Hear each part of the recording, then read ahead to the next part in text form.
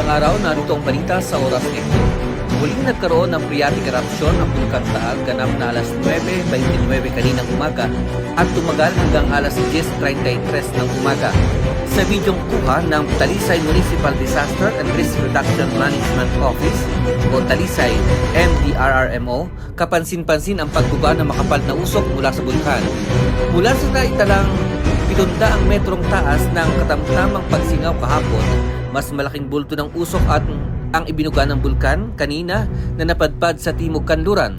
Bagaman at nananatiling nasa alert level 1 ang Bulkang Taal, ipinaalaala ng mga otoridad na maaari pa rin maganap ang mga sumusunod gaya ng bigla ang pagtusok ng steep o phreatic explosions, volcanic earthquakes at manipis na asphalt katulad kasama na rin ang pag-iipon at pagbuga ng mga nakalalasong gas.